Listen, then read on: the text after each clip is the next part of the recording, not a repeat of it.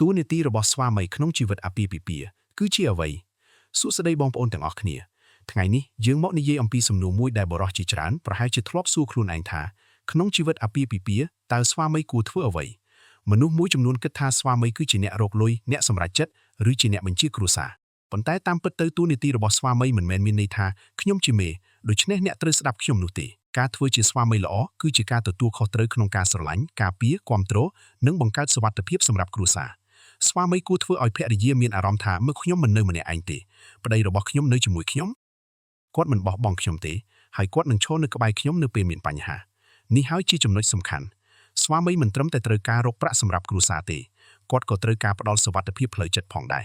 នៅពេលភរិយាមានបញ្ហាកុំប្រញាប់និយាយថាមនុស្សតូចប៉ុណ្ណឹងក៏យំមកអ្នកគិតច្រើនពេកហើយឬខ្ញុំរកលុយមកផ្ទះហើយតើចង់បានអ្វីទៀតពេលខ្លះភរិយាមិនត្រូវការឲ្យប្តីដោះស្រាយគ្រប់បញ្ហាទេនាងគ្រាន់តែចង់ឲ្យប្តីស្ដាប់និងយល់ពីអារម្មណ៍របស់នាងតួនាទីទី2គឺគោរពសេរីភាពនិងសេចក្តីថ្លៃថ្នូររបស់ភរិយាការជាប្តីមិនមានន័យថាអ្នកមានសិទ្ធិបញ្ជាជីវិតប្រពន្ធគ្រប់យ៉ាងទេអាពាហ៍ពិពាហ៍មិនមែនជាការប្រកួតថាអ្នកណាឈ្នះអ្នកណាចាញ់ទេប្តីមានសិទ្ធិរបស់ប្តីហើយប្រពន្ធក៏មានសិទ្ធិរបស់ប្រពន្ធអ្វីដែលត្រូវធ្វើគឺគោរពគ្នាស្ដាប់គ្នានិងសម្រេចចិត្តរួមគ្នាចំណុចទី3គឺស្រឡាញ់ដោយមិនដាក់លក្ខខណ្ឌការស្រឡាញ់ពិតប្រាកដមិនមែនស្រឡាញ់តែពេលប្រពន្ធល្អជាមួយយើងទេប៉ុន្តែត្រូវចេះស្រឡាញ់និងគាំទ្រគ្នានៅពេលមានភាពតានតឹងមានការខុសគ្នា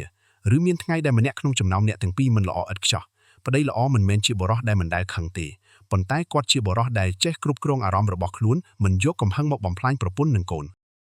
ពេលមានចំនួនកុំប្រើពាក្យដែលធ្វើឲ្យមនុស្សដែលអ្នកស្រឡាញ់ឈឺចាប់ដោយសារតែអារម្មណ៍មួយផ្លែតចំណុចទី4គឺបង្កើតគ្រួសារឲ្យមានសុភមង្គលសូមចាំថាមនុស្សភាគច្រើនមិនរៀបការដើម្បីទទួលបានតួនាទីប្តីឬប្រពន្ធប៉ុណ្ណោះទេយើងរៀបការព្រោះយើងចង់មានមនុស្សម្នាក់ដែលអាចចែករំលែកជីវិតជួយគ្នាស្រឡាញ់គ្នានិងធ្វើឲ្យជីវិតមានន័យជាងមុន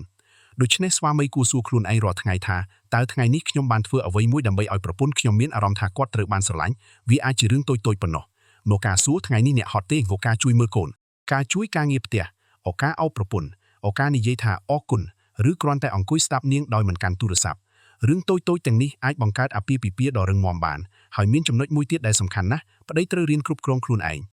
បុរសជាច្រើនចង់គ្រប់គ្រងប្រពន្ធប៉ុន្តែមិនទាន់អាចគ្រប់គ្រងកំហឹងពាក្យសម្ដីទម្លាប់និងអារម្មណ៍របស់ខ្លួនបានបើអ្នកចង់ក្លាយជាប្តីល្អចាប់ផ្ដើមពីការគ្រប់គ្រងខ្លួនឯងសិនរៀនឈប់មុនពេលនិយាយពាក្យធ្ងន់ៗរៀនស្ដាប់មុនពេលវិនិច្ឆ័យរៀនសុំទោសនៅពេលខ្លួនខុស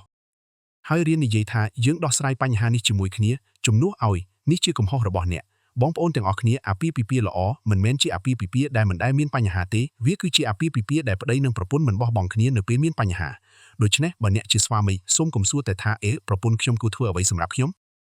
សាកបដូរសំណួរទៅជាតើខ្ញុំអាចធ្វើអ្វីបានខ្លះដើម្បីឲ្យប្រពន្ធនិងគ្រួសាររបស់ខ្ញុំមានសុវត្ថិភាពមានសេចក្តីស្រឡាញ់និងមានសុភមង្គលជាងមុន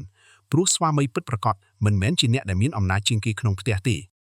ស្វាមីពិតប្រាកដគឺជាអ្នកដែលមានទំនួលខុសត្រូវខ្ពស់បំផុតចំពោះសេចក្តីស្រឡាញ់ការគោរពនិងសុភមង្គលរបស់គ្រួសារសូមឲ្យប្តីគ្រប់រូបចាប់ផ្ដើមពីខ្លួនឯងស្រឡាញ់ប្រពន្ធគោរពប្រពន្ធស្ដាប់ប្រពន្ធគាំទ្រប្រពន្ធហើយកុំឈប់រៀនពីរបៀបធ្វើឲ្យអាពាហ៍ពិពាហ៍របស់អ្នកកាន់តែល្អ